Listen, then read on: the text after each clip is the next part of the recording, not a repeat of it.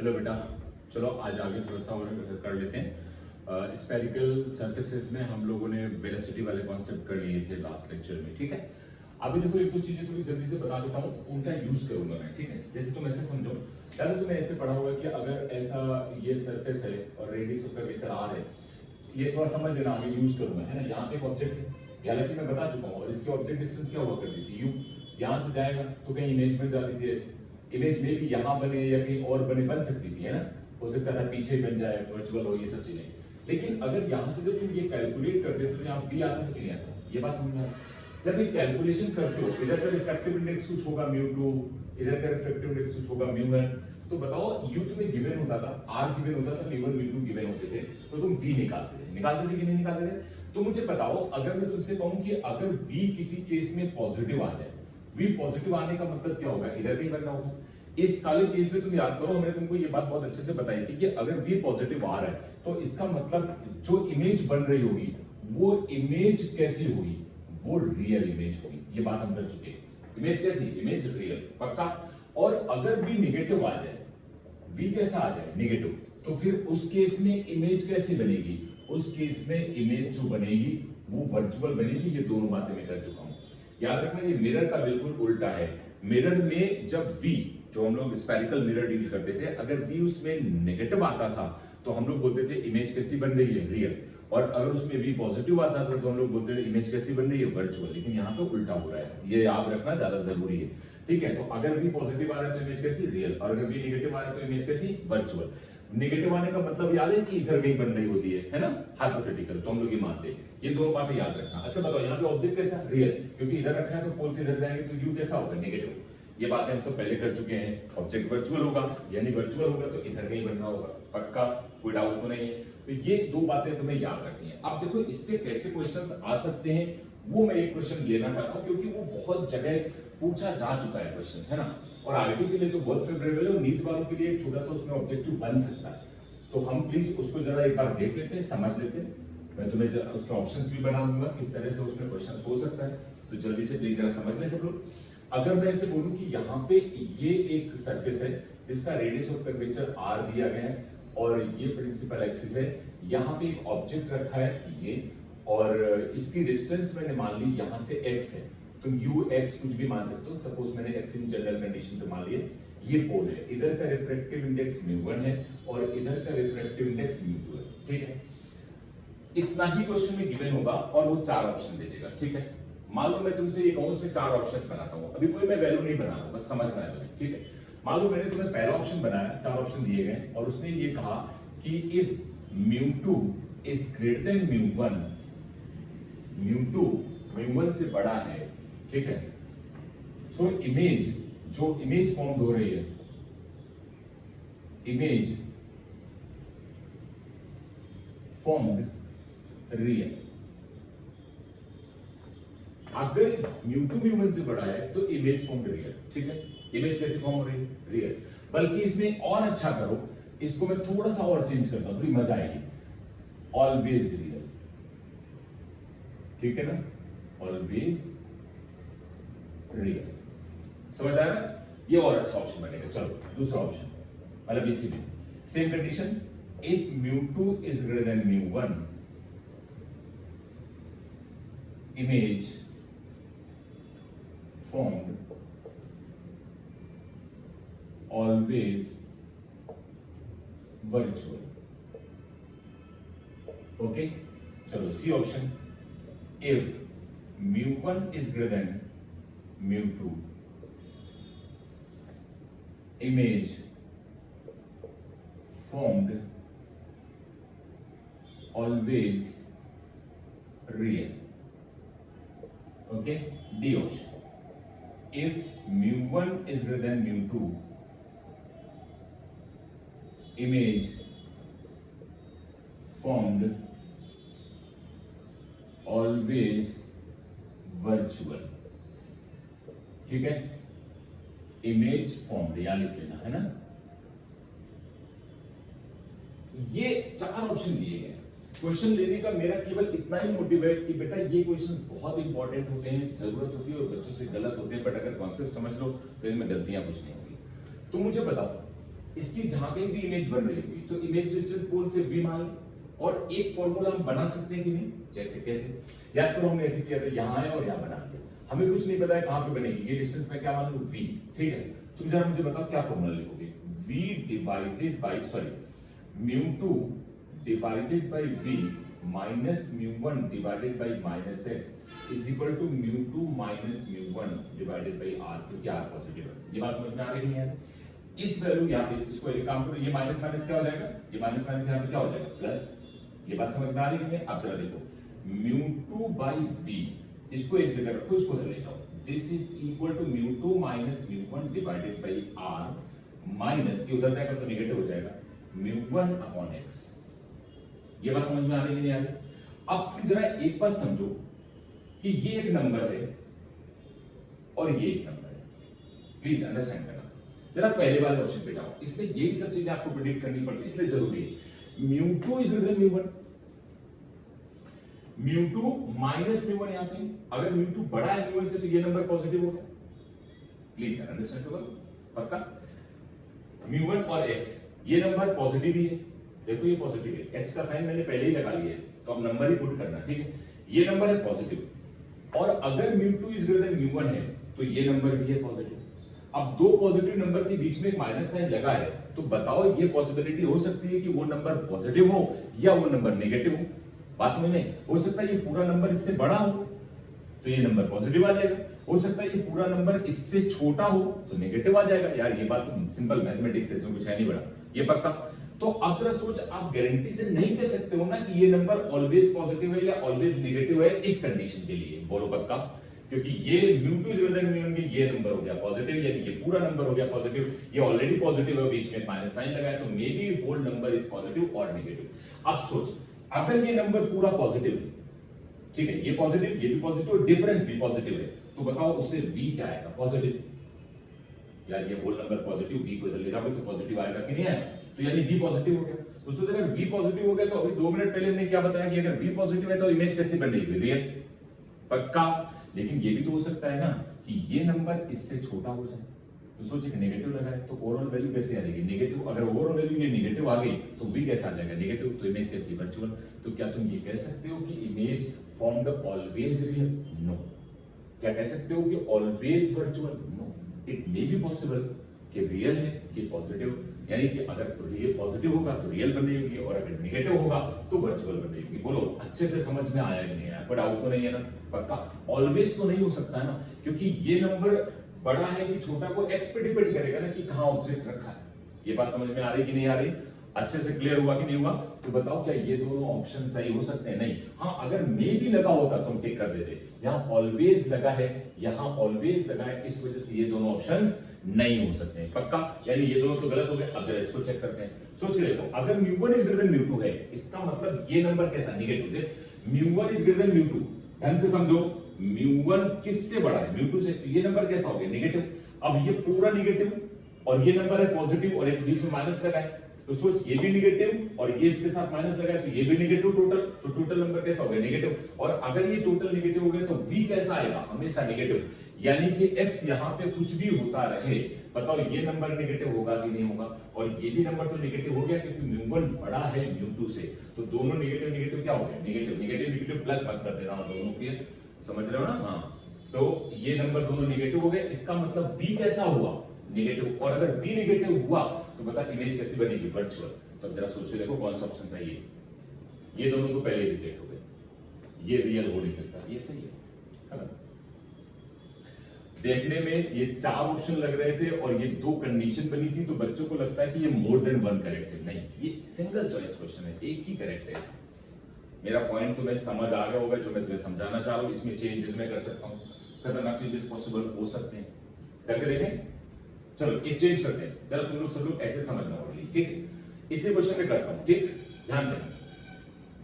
अगर मैं तुमसे ये बात बोलूं, प्लीज अंडरस्टैंड करना, तभी मजा आएगी, नहीं तो फिर समझ नहीं पाओगे। यही ऑप्शन है, ऑप्शन में कोई चेंजेस नहीं करता हूं, मैं केवल एक काम करता हूं कि मैं आपको ये बोल रहा हूं कि यहां पे फिगर में बस थोड़ा सा चेंज करता हूं, सब कुछ वही है, प्लीज अच्छे समझना।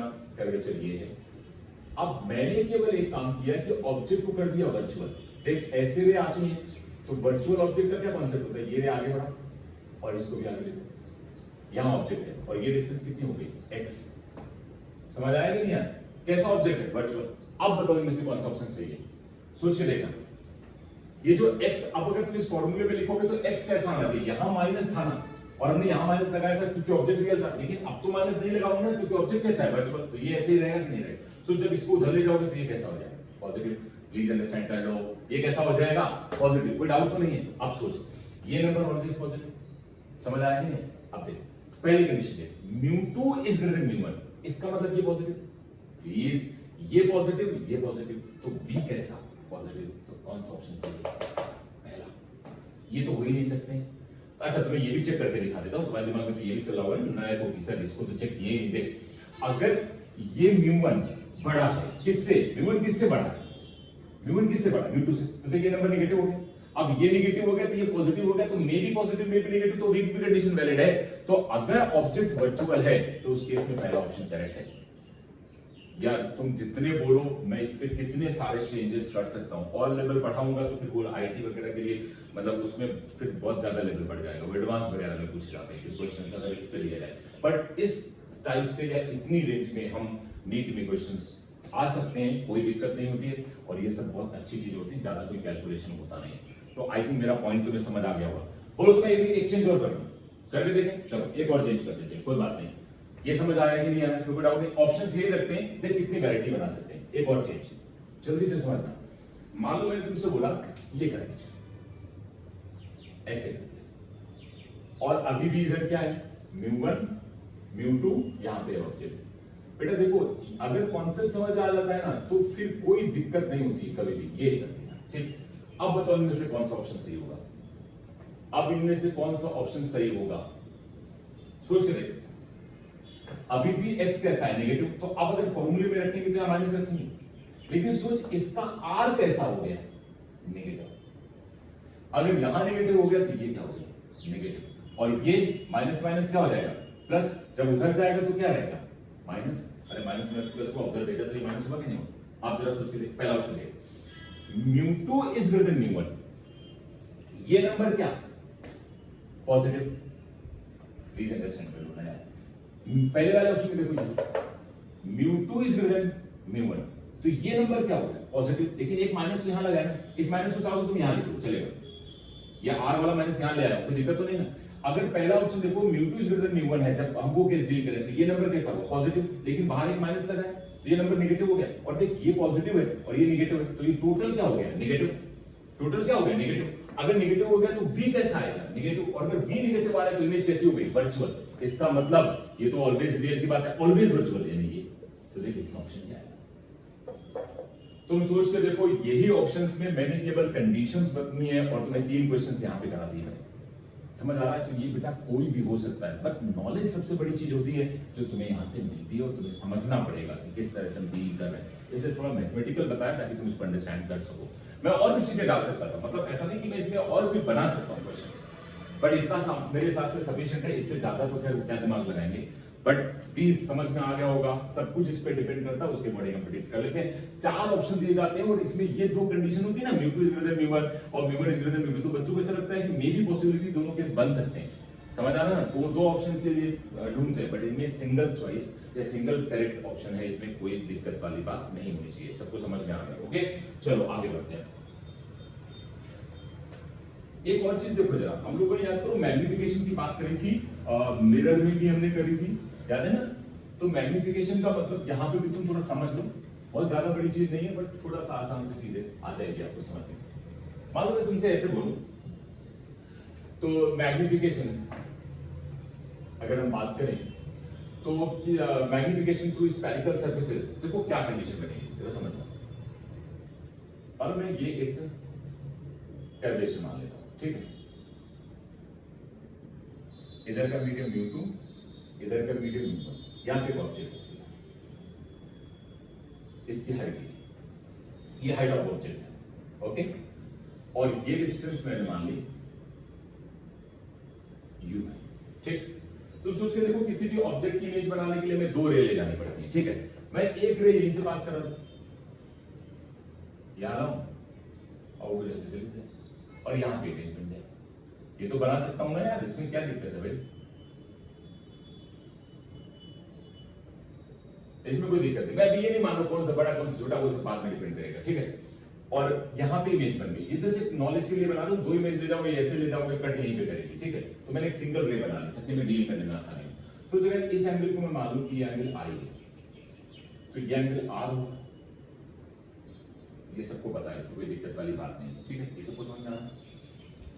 और ये डिस्टेंस कितनी हो गई, v, सबको पता चल गया, कोई दिक्कत तो नहीं। अब चलो फॉर्मूला लगाते हैं, देखो उधर क्या है, म्यू टू, तो mu two upon v minus mu one upon minus u is equal to mu two by mu two minus mu one divided by r. एक तरीका तो ये है कि हम इससे डील करें, इस चीज को, इससे भी हम बहुत आसानी से डील कर सकते हैं, इसमें भी कोई दिक्कत नहीं, लेकिन इसमें हाइट वगैरह इन्वॉल्व नहीं पड़ेगी। तो हम एक काम और कर लेते हैं, तुम जरा थोड़ा समझना इसको कैसे। तो मुझे बताओ, यहां पे स्नेल सा लगा सकते हो जहां से इसे प्रूव किया था, इससे भी हो जाएगा, बट हम स्नेल सा लगा के हम और आसान कर सकते हैं। तो जरा देखो कैसे। अगर मैं इस जगह स्नेल सा लगाऊंगा तो वो लिखा जाएगा mu one sine of i is equal to mu two sine of r. ये बात समझ में आ रही है। अब जरा तुम सोचो, ये सब कुछ डील हम किसके लिए करते थे, पैराक्सियल रेस के लिए। और अगर हम ये पैराक्सियल रेस के लिए करते थे तो जो आई है एंड जो आर है ये स्मॉल होते हैं, इतना समझ में आ रहा है। और अगर ये स्मॉल है तो आप कह सकते हो कि sine i is equal to i is equal to 10i।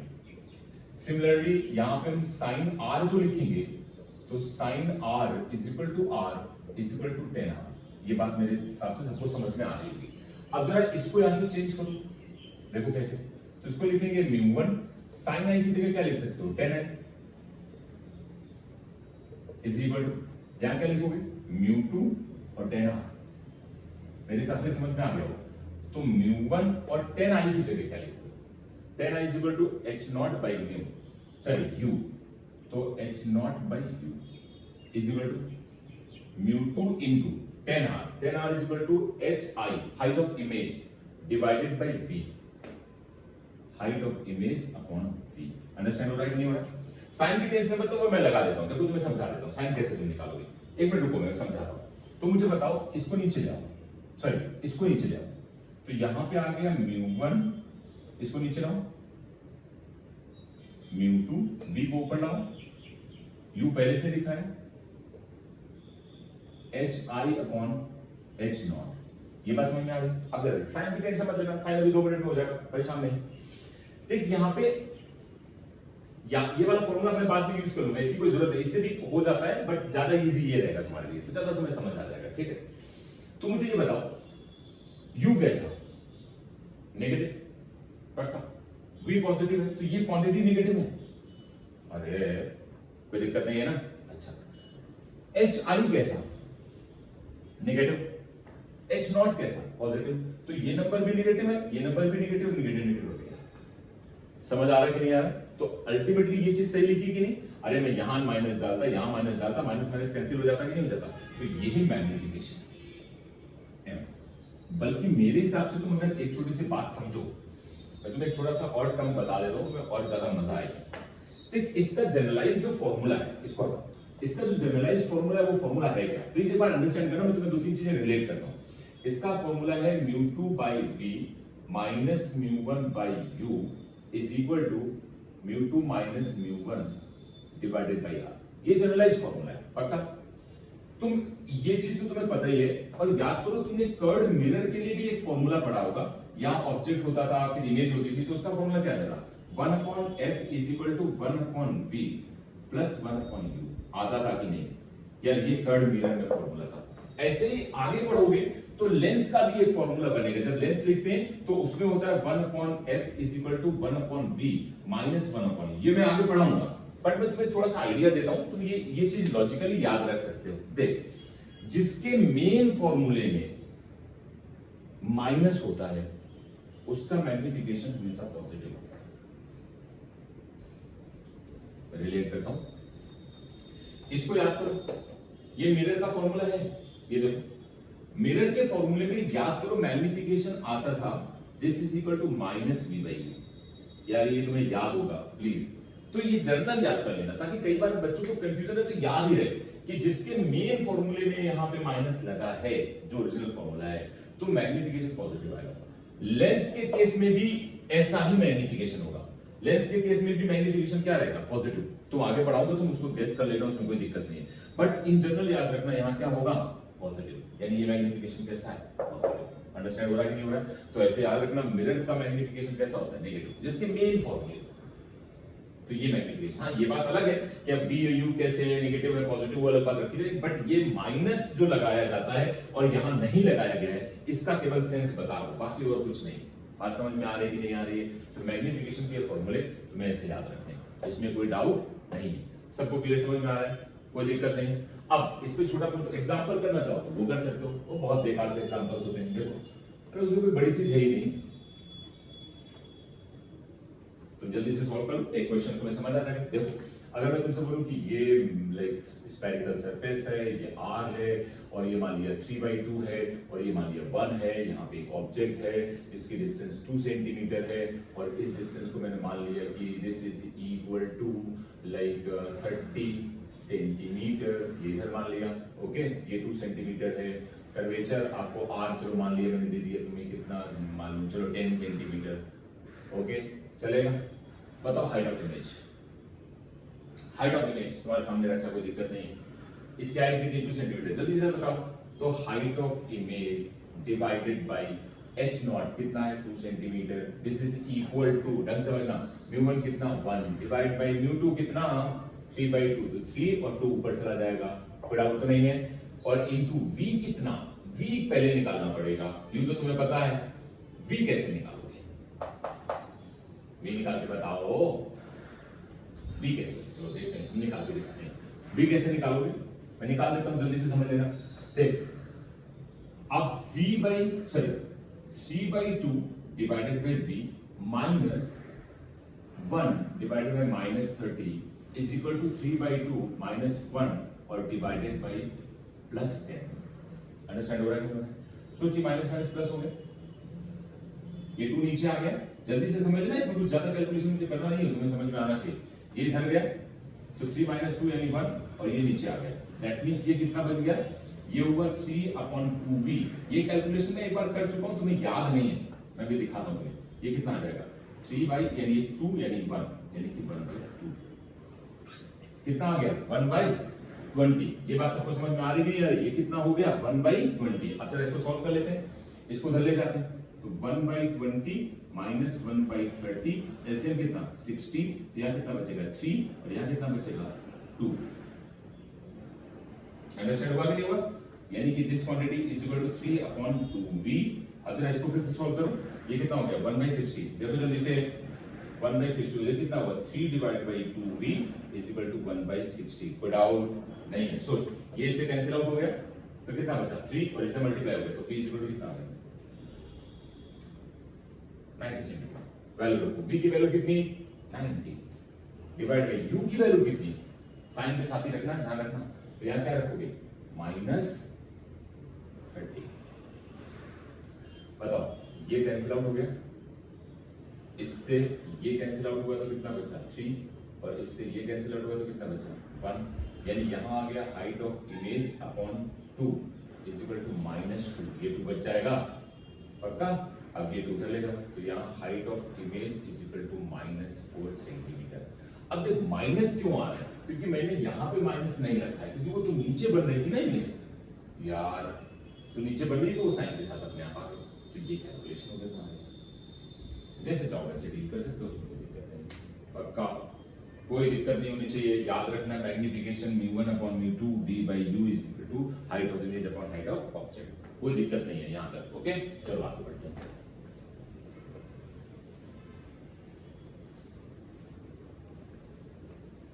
जो वैल्यू हमें कैलकुलेट करनी होती है ना उसका साइन मत रखा करो, वो तुम्हें साइन के साथ आएगी तो तुम्हें पता चलेगा कि कैसा हो रहा है। हाइट नेगेटिव आ रही है माइनस, इसका मतलब अगर ऑब्जेक्ट ऐसा रखा है तो इमेज ऐसे कहीं बन रही होगी यार, कोई डाउट नहीं प्लीज।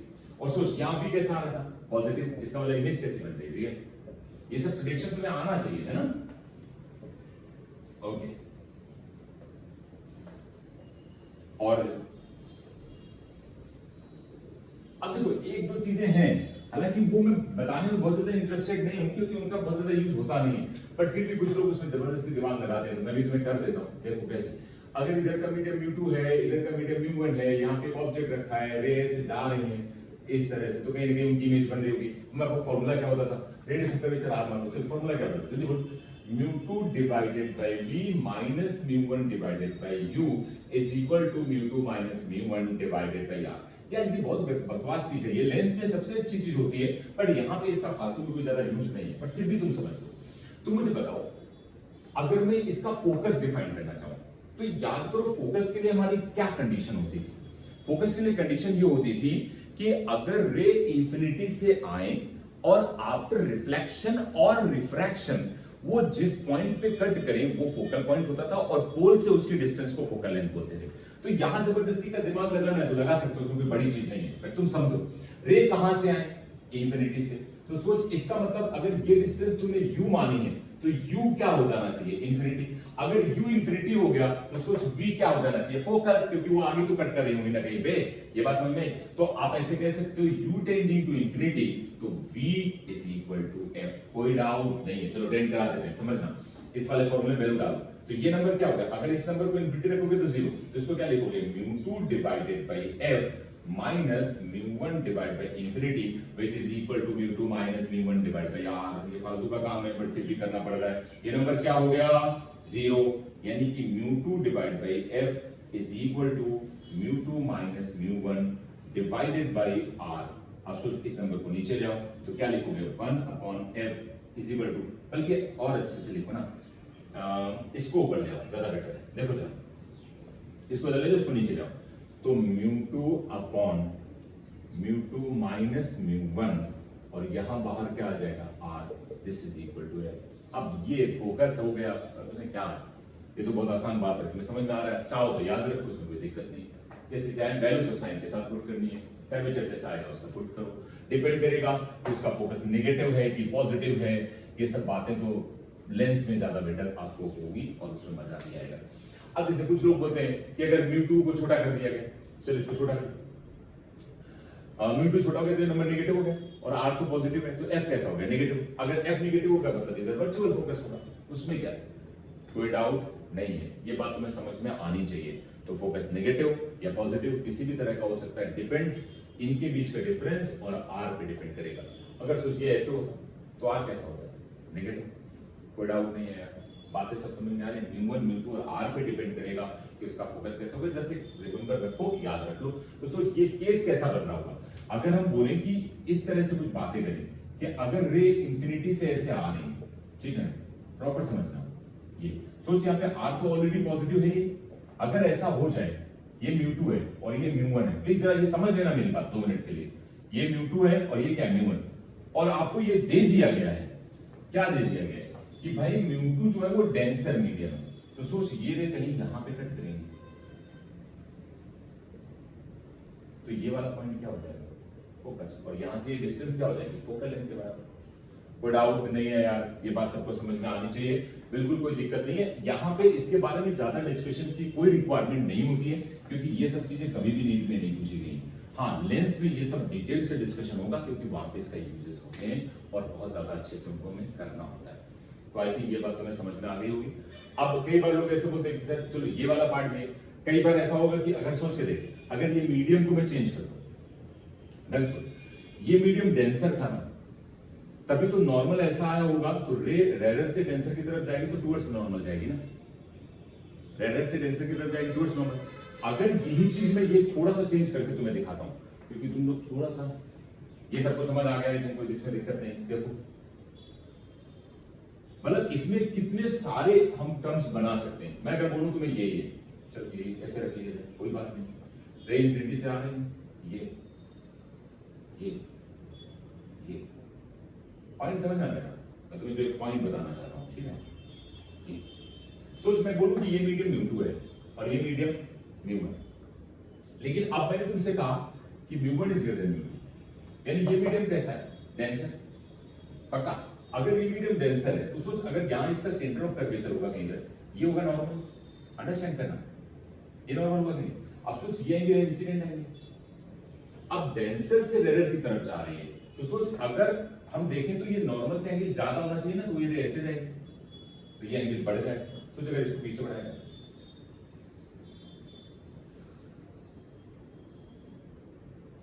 इसको फोकस बोलो, क्या फर्क पड़ता है यार, ये तो वही तो मैं तुम्हें कह रहा हूं कि अगर ये नंबर बड़ा हो गया तो ये कैसा हो गया, नेगेटिव, और आर तो ऑलरेडी इसमें पॉजिटिव है ही, तो सोच फोकस कैसा हो गया, नेगेटिव, यानी पीछे।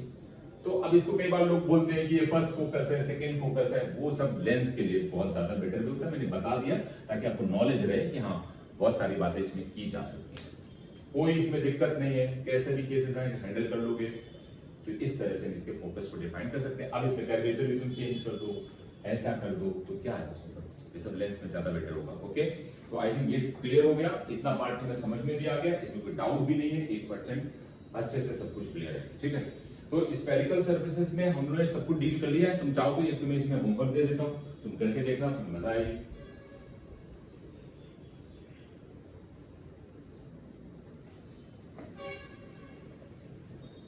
देखो होमवर्क का मतलब कुछ ऐसा बहुत बड़ी चीज नहीं है, बहुत आसान सा है, बस तुम ऐसे समझना। मैंने बोला कि एक ग्लास का स्फेरिकल या स्फीयर, एक ग्लास का सॉलिड स्फीयर है, ठीक है, और ये इसकी डायमीटर है, ये सेंटर है, इसका कर्वेचर है तुम्हारा 10 सेंटीमीटर का, चलो आर कितना है, 10 सेंटीमीटर, और इस सॉलिड स्फीयर, ग्लास के सॉलिड स्फीयर में मतलब रेडियस दी गई है, समझ रहा है ना, यहां कहीं पे इस वाले पोल से 5 सेंटीमीटर दूर एक एयर बबल है, एयर बबल लाइक ऑब्जेक्ट की तरह मान लो, ठीक है, कहीं पे एक एयर बबल आ गया, तो तुम्हें दिखता है सॉलिड स्फीयर में से, पेपर वेट में देखते हो एयर बबल होते हैं, तो यहां पे एक एयर बबल है, ठीक है, उसको मैं ओ मान लूंगा, दिस इज द ऑब्जेक्ट, ठीक है। आपको 10 सेंटीमीटर रेडियस दी गई है, मैंने बता दिया ये सेंटर है, इसका रिफ्रैक्टिव इंडेक्स आपको दे दिया गया है 3/2, बाहर है एयर, यहां पे भी है एयर, ठीक है। एक बंदा इसको इधर से देखता है, कहां से देखता है, यहां से ऑब्जर्व करता है, ठीक है, तो उसकी कहीं इमेज नजर आती है इसको, लेट्स से I1, इस ऑब्जेक्ट की इमेज उसको कहां नजर आती है, I1 पे, समझ आया ना? और एक बंदा इसको इधर से देखता है, ठीक है, तो इस ऑब्जेक्ट की इमेज उसको कहां नजर आती है, I2 पे, समझ आ रहा है कि नहीं आ रहा है, कहां नजर आती है, I2 पे। तो आपको बताना है distance between I1 and I2।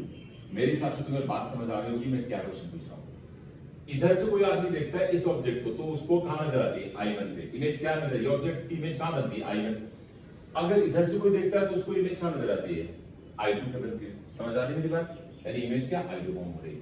तो आपको I1 I2 के बीच की डिस्टेंस निकालनी, तो distance between I1 and I2 ये कैलकुलेट करना है तुमको। पॉइंट मेरा समझ में आ गया होगा, कोई इसमें डाउट नहीं है, एकदम क्लियर पॉइंट है, अंडरस्टैंड हो गया, ये समझ गए, ठीक है। तो ये चीज होगी तुम्हारी। अब इसके बाद हम आगे डील करते हैं लेंस को, और लेंस में स्टार्ट करेंगे तो थोड़ा सा, क्योंकि स्फेरिकल सरफेस पे हमने बहुत सारे क्वेश्चंस आप लोगों को ऑलरेडी कराई दिए, ये एक क्वेश्चन और दे दिया, ये आप और कर लेना, फोकल लेंथ बता दिया, वेलोसिटी के कॉन्सेप्ट बता दिए, और बहुत सारी चीजें इसमें होंगी, या चाहो तो एक और दे लो, चलो एक और कर लो। देखो मैं आपसे बोलूं कि ये ग्लास का स्फीयर है, ठीक है, और यहां कुछ हाइट से एच, यहां पे एक ऑब्जेक्ट है, ठीक है, और इसकी इनिशियल वेलोसिटी 0 है, इनिशियल वेलोसिटी क्या है, 0, t = 0, ठीक है, अंडरस्टैंड हो रहा है कि नहीं हो रहा है, ये ऊपर से ड्रॉप कर दिया गया, ठीक है। तो मैं आपसे बोलूं कि एट t = 2 सेकेंड, ठीक है, ये ऑब्जेक्ट एट t = 2 सेकेंड, कहां पे मैं देख रहा हूं, at t = 2 second, after the projection, ये नीचे आ रहा होगा ना, हाइट एच दी है, ठीक है, at t equal to 2 second, velocity of image क्या होगी इस ऑब्जेक्ट की। क्वेश्चन समझ लेना, ये ग्लास का स्फीयर है, इसका रिफ्रैक्टिव इंडेक्स दिया गया है म्यू इज इक्वल टू 1.5 और आर इसका दिया गया है 20 सेंटीमीटर। इस सरफेस से रिफ्रैक्शन होगा और बाहर एयर है, करके देखना, ये भी एक अच्छा क्वेश्चन है। मतलब ये नीट वाले बच्चे, मतलब अगर ना आए तो कोई इसमें दिक्कत वाली बात नहीं है, लेकिन जेई वाले लोग अगर इसको करें तो अच्छी बात है, क्योंकि ये थोड़ा कैलकुलेटिव है, क्योंकि ये नीचे आएगा, फिर वहां पे उसकी वेलोसिटी निकालनी पड़ेगी, मतलब समझ गए होगे, तो उसके अकॉर्डिंगली तुमको इसको डील करना पड़ेगा, ठीक है। ये स्फीयर जो है वो रेस्ट पे है, सॉल्व करके देखना, मजा आएगी। ओके, तो ये चीज करो। अब लेंस स्टार्ट करते हैं, ठीक है। तो लेंस में देखो लेंस किस तरह के होते हैं, क्या चीजें होती हैं उनमें, उनकी बातें करते हैं, ठीक है। तो बस 2 मिनट रुको। ओके चलो, अब लेंस को स्टार्ट करते हैं। देखो लेंस बेसिकली और कुछ नहीं, हम लोग लेंस के फॉर्मेशन पहले स्फेरिकल सरफेसेस में ऑलरेडी थोड़ा डील कर चुके हैं। मतलब डील कैसे कर चुके हैं मैं आपको बताता हूँ। जैसे कि हम याद करो, हमने तुमसे कहा था कि एक सरफेस ऐसा हो और एक सरफेस ऐसा हो, याद है, R1 R2 इनका कर्वेचर हो, ये ऐसे रखें इमेज रिलेशन। तो लेंस जो हम पढ़ने जा रहे हैं बेसिकली, वो बेसिकली थिन लेंस होता है। अगर ये देखा जाए तो ये बहुत इनके बीच में गैप है ना। तो अगर इसको उठा के मैं यहाँ पे ऐसे रख दूं, ये तो ये एक टाइप का लेंस बन गया। अंडरस्टैंड हुआ कि नहीं हुआ? ये एक टाइप का लेंस बन गया जिसका एक सरफेस ये कर्व है, एक सरफेस ये लेंस बन गया। तो इस तरह के लेंस को हम लोग बोलते हैं बाई कॉन्वेक्स लेंस। क्या बोलते हैं? By convex lens. तो अगर ऐसे लेंस देखे जाएंगे तो उनको क्या बोला जाएगा? By convex lens. ये बात थोड़ी याद रखनी होगी तुमको, ये बाई कॉन्वेक्स हो गया। अच्छा, और देखो जरा, अगर मैं तुमसे बोलूं कि एक सरफेस ऐसा मान लो और एक सरफेस ऐसा मान लो, ये चलो और पहले इसी में देख लेते हैं। अगर मान लो मैं, जैसे ये तो हमने डील किया था ना, ये दो सरफेस थे, मान लो एक सरफेस में ऐसे कर लो, देख प्लेन और एक सरफेस ही, तो अभी ये ज्योमेट्री लेंस की तरह बिहेव करेगी, लेकिन हम जो कि पूरा हमें पढ़ना है वो थिन लेंस है। तो सोचो अगर इसको तुम इसके क्लोज ले आओ, मतलब ऐसे कर दो, तो सोच ये जो ज्योमेट्री एक बन गई ना, आप सोच ये इतनी ज्योमेट्री, मतलब कि अगर हम इसको अच्छे से ड्राइंग बनाए तो आप समझो ये एक लेंस है। सोच अगर इसको मैं यहाँ पे ऐसे हटा दूं तो ये क्या बन गया है? लेंस। यही तो तुम देखते हो 10th क्लास में पढ़ा हुआ है। अब देख इसमें एक सरफेस कैसा है? प्लेन, दूसरा कैसा है? कर्व। तो इसको प्लेनो कॉन्वेक्स, क्योंकि कॉन्वेक्स वाले पार्ट पे तो ये एक सरफेस प्लेन हो गया, तो इसको क्या बोलेंगे?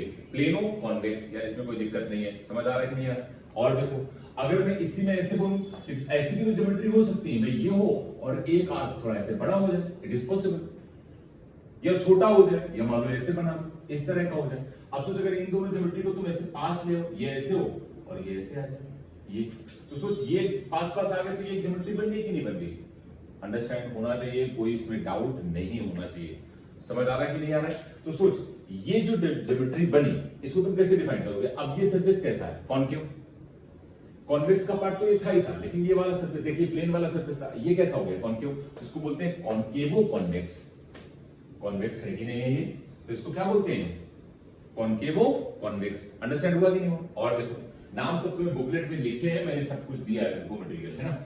अब देखो अगर मान लो एक सरफेस ऐसा था, एक सरफेस ऐसा था, अगर अभी ये दूर दूर है, इनको पास ले आओ ऐसे, तो एक ज्योमेट्री ये बन जाएगी, ये ऐसे बन गई, ये हटा दो, कौन सा लेंस बन गया? कॉनकेव। ये बाई कॉनकेव, क्योंकि ये दोनों तरफ से कॉनकेव है ना, तो इसको क्या बोलेंगे? By concave. इसमें कोई दिक्कत नहीं है, इसको बोल दो this is by concave,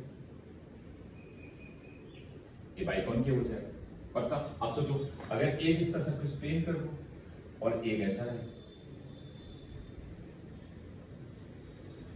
plane हो कॉनकेव। अंडरस्टैंड हुआ कि नहीं हुआ? कोई डाउट तो नहीं है? ये देख क्या था? ये था कॉनकेवो कॉन्वेक्स, है ना। मेरी बात ध्यान से समझ लेना, इसमें कोई प्लीज दिक्कत मत करना। ऐसे ही मान लो मैं तुम्हें एक ऐसी चीज बनाऊं कि एक सरफेस तुम्हारा ऐसा हो, जस्ट लाइक इस तरह का, और दूसरा सरफेस भी इसी तरह का इसमें मिल जाए, ऐसा। तो देख ये किसका पार्ट है? कॉनकेव का। ये किसका पार्ट है? कॉन्वेक्स का। तो ये कॉन्वेक्सो कॉनकेव हो गया। इसको क्या बोला मैंने? कॉन्वेक्सो कॉनकेव हो गया। तो बताओ ये वैरायटी पॉसिबल है कि नहीं? हालांकि मेरे मेन जो यूज है वो यही है। तो ये बाई कॉन्वेक्स मतलब इसके दोनों सरफेस कॉन्वेक्स की तरह है। ये एक प्लेन है और एक कॉन्वेक्स है, तो ये प्लेनो कॉन्वेक्स हो गया। इसमें ये तो कॉन्वेक्स है, अगर मैं देखो ये कैसा हो गया कॉनकेव, तो इसको बोलते हैं कॉनकेवो कॉन्वेक्स, है ना। देखो दोनों सरफेस कॉनकेव है, तो ये कैसा हो गया बाई कॉनकेव। ये बात समझ में आ रही कि नहीं आ रही? This is by concave. एक सरफेस प्लेन हो गया तो प्लेनो कॉनकेव, है ना। एक सरफेस कॉन्वेक्स हो गया तो कॉन्वेक्सो कॉनकेव। कोई डाउट नहीं, बिल्कुल समझ में आना चाहिए, ठीक है।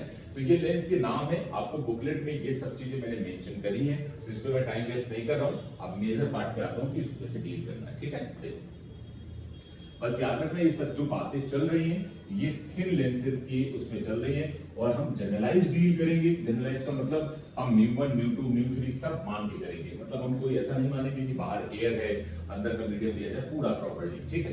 तो समझ लेना, पहले इसकी फोकल लेंथ का मेन एक फॉर्म हम लोग देते हैं, पहले जनरलाइज एक फॉर्मूला पढ़ते हैं। ये एक तरह से दो आर्क है, ठीक है, मैं ऐसे बना देता हूं, ओके। ये जो कर्वेचर है ये पहला भाग है,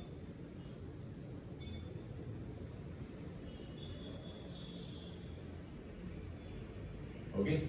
ये इसकी रेडियस ऑफ कर्वेचर को मैं मान दे देता हूं r1, और ये रेडियस ऑफ कर्वेचर हो गई r2, ये वाली, अंडरस्टैंड हुआ।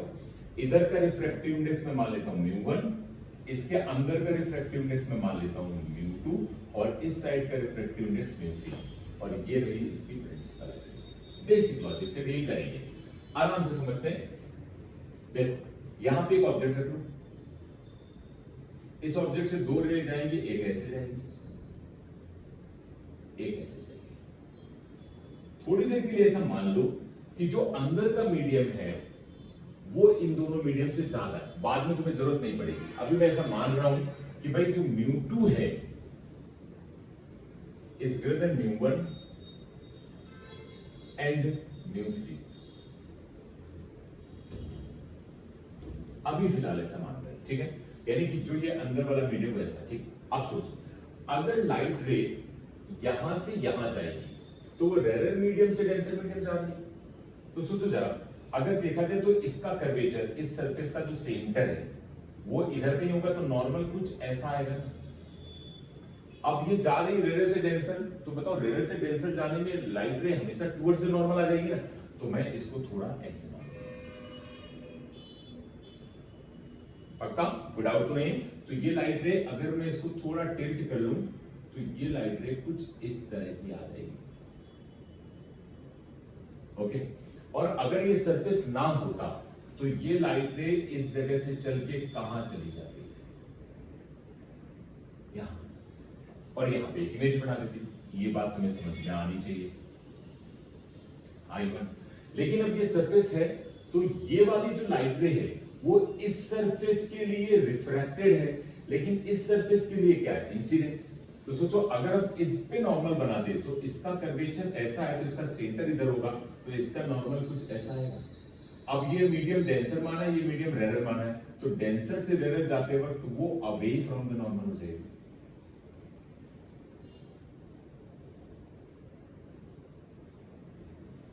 यहां फाइनल इमेज बन जाएगी। पहले मेरा पॉइंट समझ लेना, कुछ गड़बड़ नहीं करना।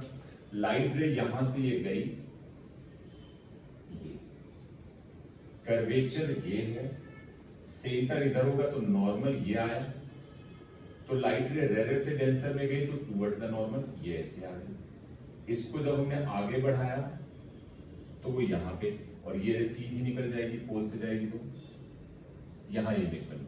लेकिन अगर ये सरफेस होगा तो यहां जाना तो चाहती थी, लेकिन इस सरफेस ने इसको और नीचे कर दिया, तो फाइनल इमेज यहां बन गई। कोई डाउट होना नहीं चाहिए, ओके। क्योंकि थिन लेंस की बात कर रहे हैं तो इसको सेंटर से ये सारी बातें डील करेंगे। हमने ज्योमेट्री बनाने के लिए थोड़ा थिक कर दिया, बट है ये क्या, थिन लेंस। तो यहां से अगर ये डिस्टेंस मेजर करोगे तो इसको हम यू बोलते हैं, और अगर तुम ये डिस्टेंस मेजर करोगे फाइनल इमेज की तो इसको वी बोलते हैं, और अगर ये वाली डिस्टेंस लिखनी है तो इसको हम वी डैश बोल देते हैं। वो बाद में मैं हटा दूंगा, बट फिलहाल अभी इसे याद रख लेना। पक्का सबको समझ में आ रहा है? अब देख, अगर मैं पहले सरफेस के लिए बात करूं, पहले स्फेरिकल सरफेस के लिए, ठीक है, तो जो पहला हमारा स्फेरिकल सरफेस है उसके लिए अगर देखो तो उसके लिए जब हम फॉर्मूला बनाएंगे तो कौन सा फॉर्मूला बनाएंगे, देख रे कौन से मीडियम में रिफ्रैक्ट करके गई है, म्यू2 में, आई कौन से मीडियम में थी, म्यू1 में, लेकिन जो रिफ्रैक्ट करके गई है वो एक्चुअली में अगर देखा जाए ये सरफेस ना होता तो कहां कट कर रही थी, यहां, तो बताओ उसके लिए इमेज क्या है, v डैश, अंडरस्टैंड करें, मैं फॉर्मूला लिख रहा हूं, तो जिस मीडियम में गई है उसका रिफ्रैक्टिव इंडेक्स कितना, म्यू2, लेकिन वो इमेज कहां बना रही है, यहां पे, पहले रिफ्रैक्शन से अगर ये ना होता तो वो यहां पे मिलती जाके यार, है ना, तो बता वो डिस्टेंस कितनी है, v डैश, तो यहां क्या लिखोगे, v डैश माइनस म्यू1, और ये क्या लिखोगे, u, समझ आ रहा है ना, तो इसको क्या लिखोगे, minus u is equal to mu minus mu divided by r, ये आगे पॉजिटिव और है क्या, r1, अंडरस्टैंड होगा कि नहीं होगा, तो ये माइनस माइनस क्या हो जाएगा, प्लस, यहाँ पे x को हटा के प्लस कर दिया, समझ आ गया कि नहीं आ रहा है, ये प्लस हो गया, ये पहले वाले सरफेस के लिए था तो हमने डील किया, दूसरे सरफेस के लिए, अंडरस्टैंड करना, अब दूसरे सरफेस के लिए ये क्या है, इंसिडेंट रे, कौन से मीडियम से आ रही, म्यू2 से, लेकिन ये इंसिडेंट रे ऐसे आ रही क्योंकि यहां पे एक रे ऐसे जा रही है, ये जो आगे बढ़ा है, और ये भी इंसिडेंट है, तो ये दोनों इंसिडेंट है कि ये एक वर्चुअल ऑब्जेक्ट क्रिएट कर रही है सेकेंड सरफेस के लिए, वर्चुअल ऑब्जेक्ट क्रिएट कर रही है किसके लिए, सेकेंड सरफेस के लिए, लेकिन पहले सरफेस के लिए क्या था, रियल इमेज, समझ आना चाहिए, ओके, आप देखो इसका मतलब ये किस मीडियम से इंसिडेंट हो रही, इससे जा किस मीडियम में रही, म्यू3 में, पक्का ना, तो देखो जरा, डन समझना, म्यू3, थोड़ा दिमाग लगाना, ऑब्जेक्ट नहीं, पहले इमेज, पता ये कहां मिल रही है रिफ्लेक्ट करके, यहां, तो इमेज डिस्टेंस कितनी है, ये, तो क्या लिखोगे, v माइनस म्यू2, क्योंकि इस मीडियम से आएगी, देखो पहले वाले केस के लिए देखो, इस मीडियम से आएगी म्यू1 में, गई किस में थी, म्यू2 में, अब ऑब्जेक्ट कहां इमेज बन रही थी, आई पे, तो मैंने वो इमेज डिस्टेंस में वो लिखा था, लेकिन मीडियम कौन सा रखा था जिसमें रिफ्लेक्ट करके गई है, ये मैंने बहुत समझाया तुमको, आप देखो किस मीडियम से इंसिडेंट हो रही है, सेकंड वाले सरफेस पे, म्यू2 से, जा कहां रही है, म्यू3 पे, इमेज कहां बन रही है, ये जो i1 है वो तो पहले सरफेस के लिए इमेज है ना, दूसरे सरफेस के लिए क्या है, ऑब्जेक्ट, तो क्या लिखोगे, म्यू2 डिवाइडेड बाय, बताओ ऑब्जेक्ट कहां है, सॉरी प्लस v डैश, क्योंकि ये तो पॉजिटिव लेंगे ना, is equal to mu minus mu divided by minus r, curvature ये है सेकंड वाला, समझ रहे हो ना, तो कर्वेचर इसका सेंटर इधर होगा, तो ऐसे डिस्टेंस मेजर करनी पड़ेगी, तो वो क्या आएगी, नेगेटिव, आई थिंक अंडरस्टैंड हो रहा होगा, इन दोनों को ऐड कर लो, देख ये वैल्यू जो नेगेटिव है और ये पॉजिटिव, तो ये और ये कैंसिल आउट हो जाएगा, आराम से समझ लो, कैंसिल आउट हो जाएगा, पक्का, अब चलो इनके बारे में, इसको क्या लिखोगे, mu upon 3 plus mu upon 2 इसी कर दिया, mu minus mu divided by r1 plus mu minus mu divided by minus, अगर सही से दिमाग लगाओगे ना तो कोई दिक्कत नहीं होगी, अदरवाइज प्रॉब्लम है, ये बात सबको समझिए, ये एक जनरलाइज फॉर्मूला मैंने बनाया, पक्का, आप देखो इसका यूज कैसे करते हैं, अभी मैंने कोई फोकल लेंथ की बात नहीं करी, जैसे जनरलाइज फॉर्मूला बताया, क्योंकि मैंने मीडियम सब अलग अलग रखे हो, ये जरूरी बात है, बुक में इधर एयर मान लेते हैं, यहाँ पे म्यू मान लेते हैं, वो फालतू के काम होते हैं, तुम जनरल करोगे तो ज्यादा मजा आएगी, ठीक है ना, अब देख फोकस की डेफिनेशन क्या थी, फोकस की डेफिनेशन ये थी कि इंफिनिटी से अगर रे आए और आफ्टर ऑल द रिफ्लेक्शन और रिफ्रैक्शन, अगर रिफ्लेक्शन हो तो भी या रिफ्रैक्शन केवल हो तो भी हमें कोई दिक्कत नहीं है, तो आफ्टर ऑल द रिफ्रैक्शन जहां पे वो प्रिंसिपल एक्सिस को कट करेगी वो फोकल पॉइंट होगा, ठीक है, अब जरा तो सोच रहे, अभी तो इंफिनिटी से नहीं आ रही, अभी तो यहाँ इंफिनिटी से आने के लिए इस ऑब्जेक्ट को मुझे कहां भेजना पड़ेगा, इंफिनिटी, अगर सोच इसको उठा के मैं इंफिनिटी भेज दूं, प्लीज अंडरस्टैंड करना, तो u क्या हो जाएगा, इंफिनिटी, इस फॉर्मूले को देखो जरा, अगर मैं पहले वाले केस के लिए देखूं तो मैं u को क्या कर रहा हूं, u टेंडिंग टू इंफिनिटी, तो इसके corresponding v is equal to f1 नाम दे रहा हूं, मैं फर्स्ट फोकस बोल दे रहा हूं, this is known as f1, चलेगा, कोई दिक्कत तो नहीं, इसको क्या बोल दिया f1, अब इस पूरे फॉर्मूले को जरा चेंज करो, देखो क्या लिखोगे, u कहां जा रहा है, इंफिनिटी, उधर वैल्यू देखो, तो म्यू3 डिवाइडेड v की जगह क्या आ गया है, f1 is equal, sorry plus μ1 divided by infinity is equal to μ2 minus μ1 divided by r1 plus μ3 minus μ2 divided by minus r। मेरे हिसाब से इतना समझने में कोई दिक्कत नहीं है। अब ये नंबर क्या हो गया, जीरो, क्योंकि ये 1 अपॉन इंफिनिटी जीरो, यानी अब क्या बचा, μ3 upon f1 is equal to μ2 minus μ1 divided by r1 plus μ3 minus μ2 divided by minus r2। I think ये चीज तुम्हें समझ आ रही होगी। अल्टीमेटली हो क्या रहा है, इसको अगर मैं तुम्हें ढंग से बताऊं तो ये इसके करस्पॉन्डिंग कैसा रिजल्ट आएगा, क्या हो रहा होगा, ये ऐसे है, रे ऐसे आ रही होंगी, ये फिर वो थोड़ा ऐसे जा रही होंगी, ये, और देन आफ्टर फाइनली। तो ये कौन सा पॉइंट हो गया, फोकस पॉइंट, और ये डिस्टेंस कितनी हो गई, f1, और ये क्या हुआ μ1, ये क्या हुआ μ2, और ये क्या हुआ μ3। तो इस वाले फिगर के लिए ये डायग्राम है, क्योंकि मैंने u को क्या कर दिया इंफिनिटी, तो बता ये तो फोकस होगा कि नहीं होगा, अंडरस्टैंड हो रहा है यार, कोई डाउट नहीं होना चाहिए, पक्का। इसका उल्टा करस्पॉन्डिंग देखो जरा तुम्हें थोड़ा, और एक मजेदार बात बताता हूं, ये हटाता हूं मैं, इतना तो सबको समझ में आ रहा है, उसमें कोई दिक्कत नहीं, इसको हटाता हूं।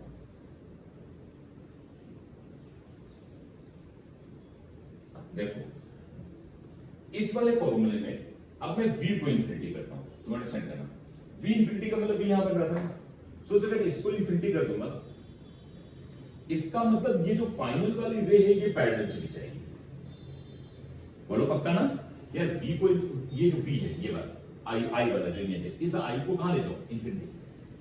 अगर i को इंफिनिटी ले गए तो v इंफिनिटी हो गया ना, तो सोच ये रे कहां चली गई, इंफिनिटी पे चली गई ना, इसका मतलब ये रे पैरेलल हो गई, पक्का।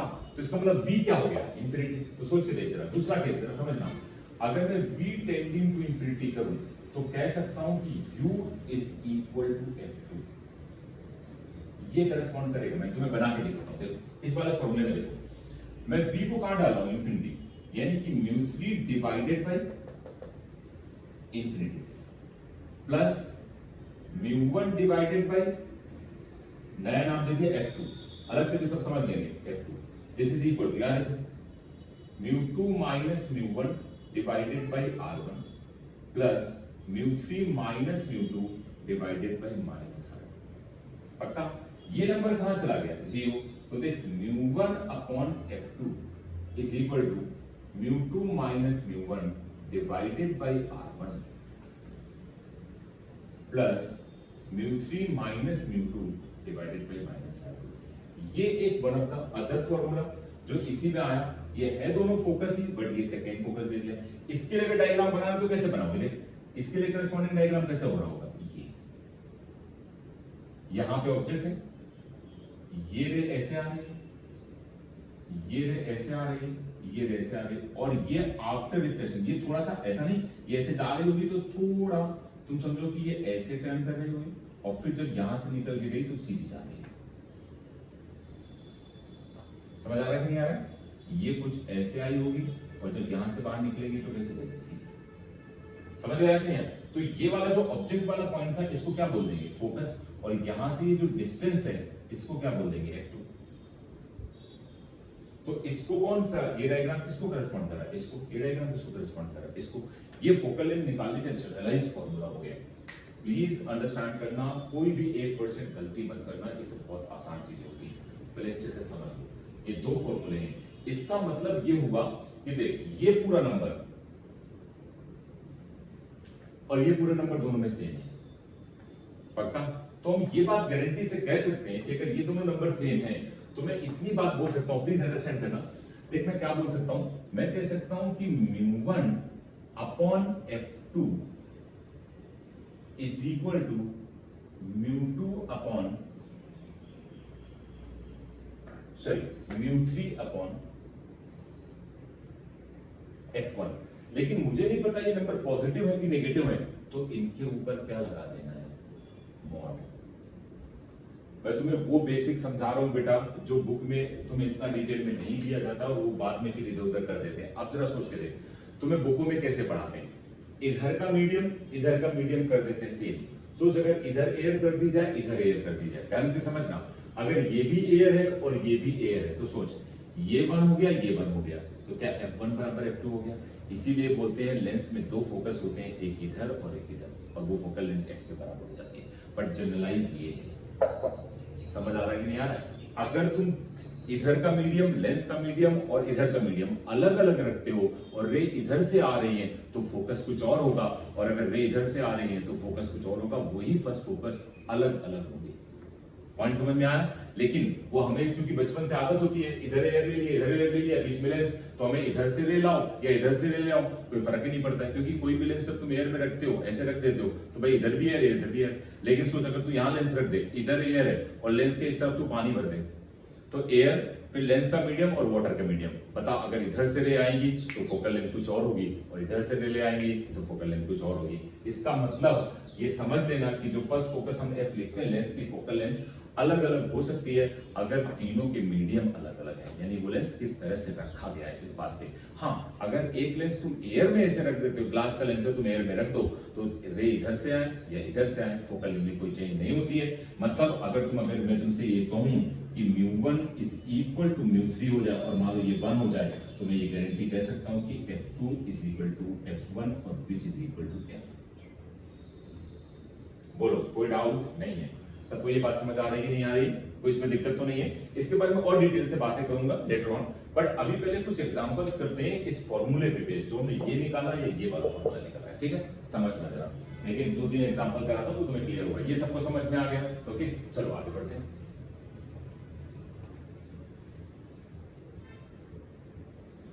एक बात सोच के देखो, सर तुम्हें मतलब मजा आ जाएगी इसमें। रुको एक मिनट,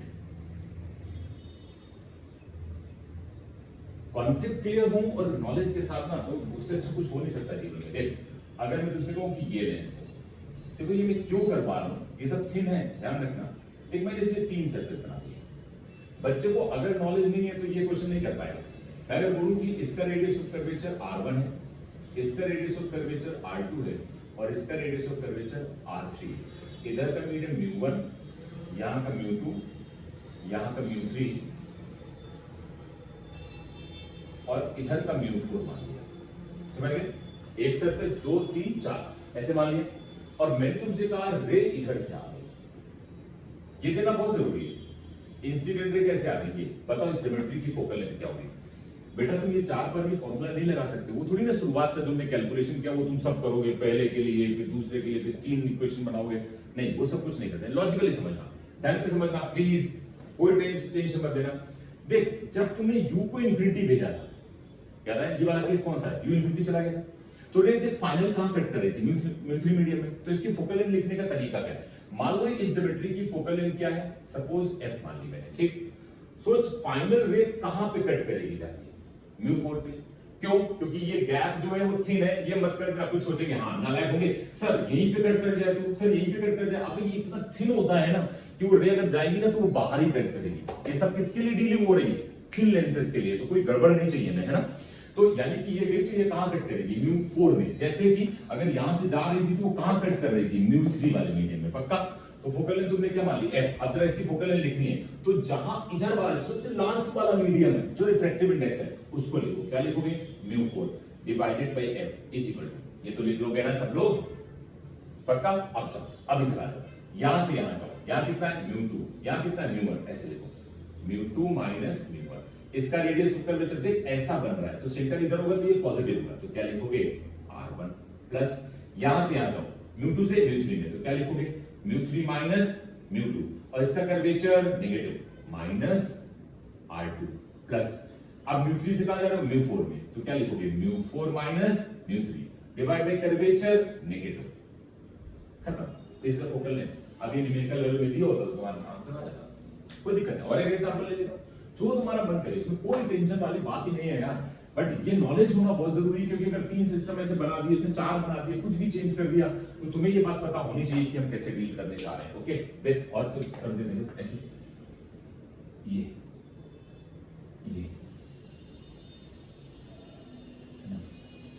और ये है ना, चलो ना, और तुम्हें जो मर्जी आए वो करो, मुझे कोई दिक्कत नहीं है, ठीक है। तो इसका कर्वेचर R1, इसका कर्वेचर R2, इसका कर्वेचर R3। अब मैं को इसका कर्वेचर मत पूछ लेना, प्लेन है वो मैं बता नहीं रहा हूं, ठीक है। ये क्या है μ1, ये क्या है μ2, ये क्या है μ3, ये क्या है μ4, ये क्या है μ5। पक्का फोकल ले लिखनी। मैं तो कहता हूं जो तुम बनाना चाहो अपने मन से क्वेश्चन फ्रेम करो और आंसर निकालो, ठीक है। चलो रे इधर से आ रही है,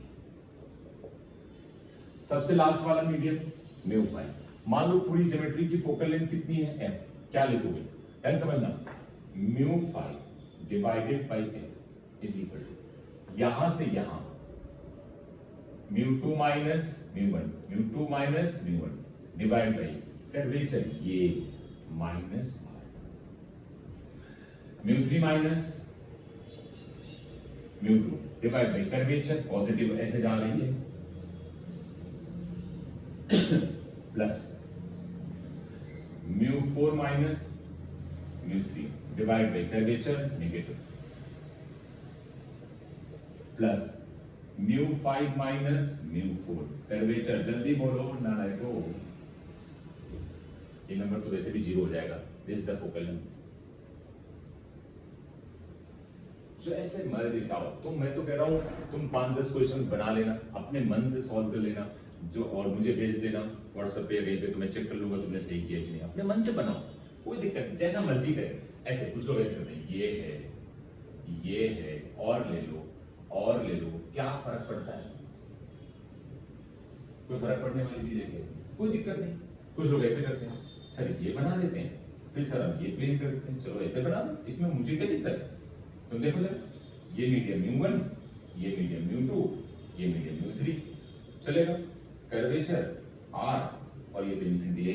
चलो यहां से ले आ रहे हैं, देखते हैं फोकल लेंथ कितनी मालूम है, तो क्या लिखोगे? This is μ3, okay. So μ3 upon f is equal to this minus, मतलब this minus this, तो क्या μ2 minus μ1 divided by minus r, कोई डाउट नहीं है, plus μ3 minus μ2 divided by infinity। देखिए नंबर क्या हो गया, 0। जरा सोच के देख, μ3 upon f, और ये नंबर जो तुमने लिखा है μ2 minus μ1 और यह माइनस r। अब एक बात यहाँ पे समझना तुम, मैं तुम्हें एक छोटा सा पॉइंट भी बताना चाहता हूँ, वो भी तुम ध्यान देना। इसको देख, फोकल लेंथ निकालेगा, इधर आएगा ये ऊपर आएगा, तो क्या लिखेगा? μ3 r माइनस है डिवाइडेड बाई μ2 माइनस μ1। ये तो फोकल लेंथ है। ये देखिए वैसे नहीं आ रही जैसे एक सिंगल सरफेस के लिए आती थी, लेकिन ये चूंकि अब मीडियम अलग अलग है इसलिए वो तीनों मीडियम आ रहे हैं। समझ आ रहा है ना? एक सिंगल सरफेस वाला एक प्लेन हो गया, कोई डाउट नहीं है। ये फोकल लेंथ इधर आ गया, इसको नीचे ले आओ, इसको ऊपर ले आओ, आंसर आर और ये सब वैल्यूज दी होंगी तो अपने आप निकल आएगा। ठीक है, चलो आज इतने रख रहे हैं। इस पे तुम अपने आप कम से कम 10 ऐसे क्वेश्चन, 10 क्या मतलब 5 क्वेश्चन, कम से कम 5 क्वेश्चन अपने मन से बनाओगे। प्लेन बना लोगे, ऐसा कर बना लोगे, इधर बना लोगे, इधर बना लोगे, बना के और फोकल लेंथ निकाल के अलग अलग ले लेना। मैंने इधर से लिए, तुम इधर से मान लेना। ऐसे अलग अलग वैरायटी के जितने तुम प्रैक्टिस करना चाहते हो करना, और मुझे व्हाट्सअप करना। मैं देखता हूँ कितने लोग क्या सही आते हैं। प्लीज और ढंग से काम करना, ठीक है। अब ये रेगुलर क्लासेस तुम्हारी आती रहेंगी, सब चीजें होंगी। और जो तुम्हारा वो पूरा प्लानर बनाना है, घर पे तुम्हें कितने घंटे पढ़ना है, कैसे पढ़ना है, वो सब हम आजकल में बना के तुम्हें पूरा का पूरा डिटेल हम देने वाले हैं। ठीक है, तो हम दे देंगे। ओके, प्लस अब सीरियस होकर वर्क कर लो बहुत अच्छे से। ओके बेटा, चलो।